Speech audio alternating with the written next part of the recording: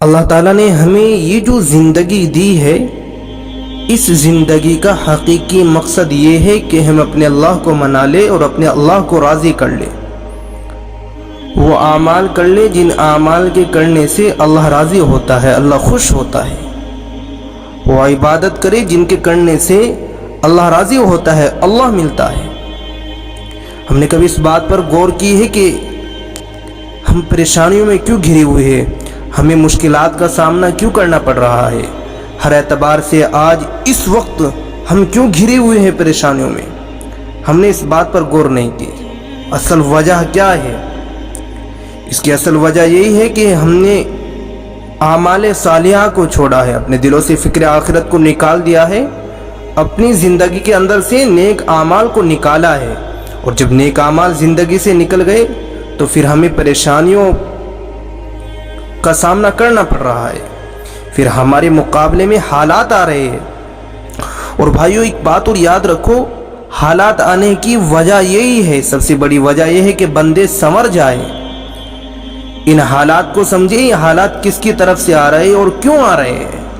حالات آنے کی وجہ بھی یہی ہے کہ بندے سنور جائے، چوکس ہو جائے کہ بھائی اگر ہم غلط چلیں گے، اگر ہم برائیوں میں پڑ جائیں گے، اگر ہم گناہوں میں پڑ جائیں گے، خالق حقیقی کو چھوڑ دیں گے، اس کی عبادت کو چھوڑ دیں گے، اس کو نہیں منائیں گے، تو پھر ان مصیبتوں کا سامنا کرنا پڑے گا، اور جب اللہ راضی رہے گا تو پھر ان مصیبتوں کا سامنا کرنا نہیں پڑے گا۔ بھائیو دوستو، آج یہی وجہ ہے کہ ہم پریشانیوں میں گھرے ہوئے ہیں، ہم نے اللہ کی عبادت کو چھوڑا ہے، ہماری زندگی کے اندر سے نمازیں نکلی ہے، عبادات نکلی ہے، قرآن کریم کی تلاوت نکلی ہے، یہی تو وجہ ہے آج ہمارے اوپر جو حالات آئے ہوئے ہیں، اتنے سخت حالات چل رہے ہیں، اور پھر بھی ہم نہ سمجھے، ہم نہ سنبھلے تو ہم کس دور میں، کس حالت میں سنبھلیں گے؟ ہم اور کیا چاہتے ہیں اپنے لیے، اور کتنی بڑی پریشانی کا سامنا کر کے ہمیں عقل آئے گی، اور کتنی بڑی پریشانی سے ہمیں مقابلہ کر کے ہماری عقل ٹھکانے لگے گی۔ ہمیں کب معلوم ہوگا کہ ہماری زندگی کس رخ پر چل رہی ہے؟ ہمیں کب پتہ چلے گا، کب اس چیز کا احساس ہوگا؟ قبر میں جا کر ہوگا، جب موت سامنے کھڑی ہو جائے گی تب احساس ہوگا۔ لیکن تب احساس ہو بھی گیا تو پھر کس کام کا وہ احساس جو کام نہ آئے؟ تو بھائیو دوستو، ہم اپنی زندگی کی فکر کریں، اپنے اللہ کو منائیں اور اعمال صالحہ کریں۔ یاد رکھنا، اس بات کو نوٹ کرو، آپ سب کے سب اس بات کو، کہ جب ہم اعمال صالحہ کریں گے، اپنے اللہ کو منا لیں گے تو ہر چیز راضی ہو جائے گی، ہر کام آسان ہو جائے گا، ہر مشکل آسان ہو جائے گی، ہر پریشانی دور ہو جائے گی، ہر بیماری ختم ہو جائے گی، جب اللہ راضی ہوگا۔ اور جب اللہ ہی راضی نہ ہوگا، جب خالق ہی راضی نہ ہوگا، تو پھر کس کو راضی کر لیں گے ہم؟ کیسے ان حالات سے بچ سکتے ہیں؟ میرے اور آپ کے رب کے قبضے میں ہر چیز ہے، اس بات کو مانتے ہو یا نہیں مانتے؟ بات ماننی پڑے گی۔ میری زندگی، آپ کی زندگی، پوری کی پوری دنیا، پوری کی پوری دنیا کے اندر جو کچھ بھی ہو رہا ہے سب اللہ کے قبضے میں ہے۔ کوئی بھی ظالم بادشاہ، کوئی بھی برائی اللہ کے بنا کچھ نہیں کر سکتی، کچھ بھی نہیں کر سکتی اللہ کے بنا۔ پتہ یہ چلتا ہے کہ جب ہم نیک اعمال نہیں کرتے، جب ہم برائیوں میں پڑ جاتے ہیں، پھر اللہ ہمیں جھٹکے دیتا ہے سنبھالنے کے لیے، سنوارنے کے لیے۔ اور جب ہم برائیوں سے دور ہوتے ہیں اور اعمال صالحہ کرتے ہیں، رب کو راضی کرنے والے اعمال کرتے ہیں، تو پھر اللہ تعالی ہر چیز کو آسان کر دیتا ہے۔ دوستو، جب ہم اللہ کے کاموں میں لگیں گے، جب ہم دیندار بنیں گے، تو اللہ ہمارے کاموں میں لگ جائے گا، ہمیں احساس بھی نہیں ہونے دے گا، ہماری بیماریوں کو، مشکلات کو، پریشانیوں کو اللہ تعالیٰ ایسے دور کر دے گا، ہمیں اس کا احساس بھی نہیں ہوگا۔ اور اللہ ہی دور کرنے والے، کتنی بھی طاقت لگا لو، کتنی بھی دولت خرچ کر دو، کتنا بھی دنیا کے اندر گھوم لو، ہر پریشانی کو، ہر بیماری کو اللہ ہی دور کرے گا، کوئی طاقت اس کو دور نہیں کر سکتی۔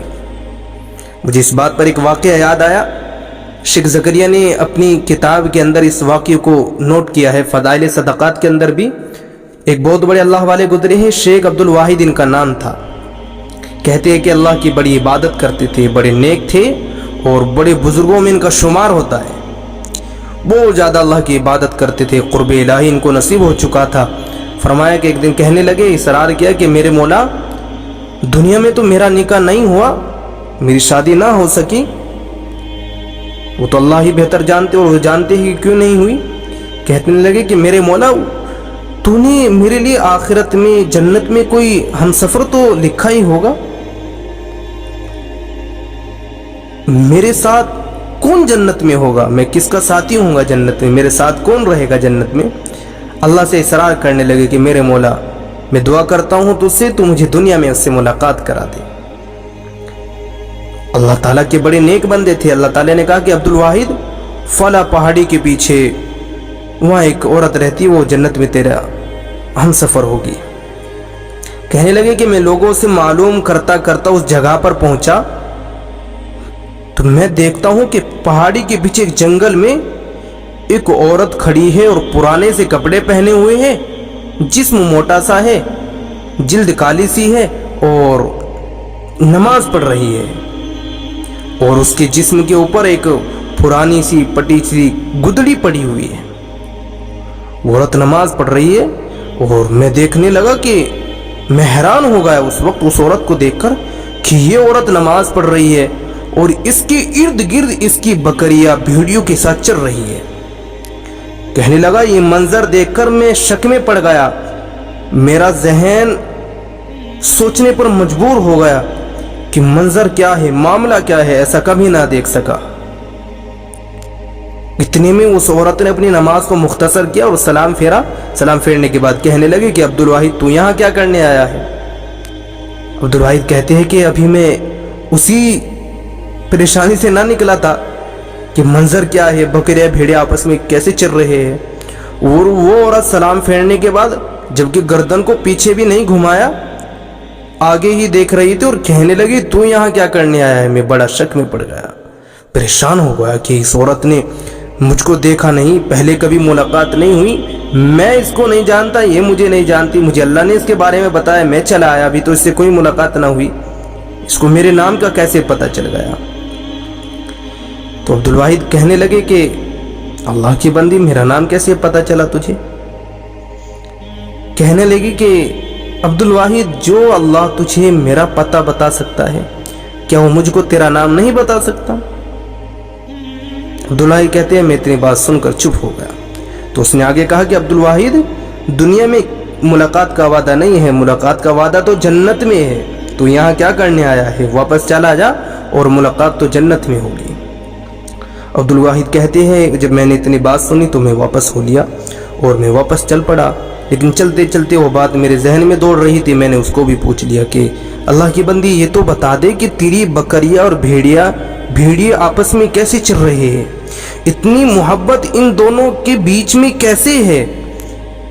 ऐसे मैंने कभी नहीं देखा, एक दूसरे दुश्मन है एक दूसरे के। भेड़िया बकरी को देखना पसंद नहीं करता, उसको अपनी गिज़ा और खुराक बना लेता है, उसके खून को चूस लेता है।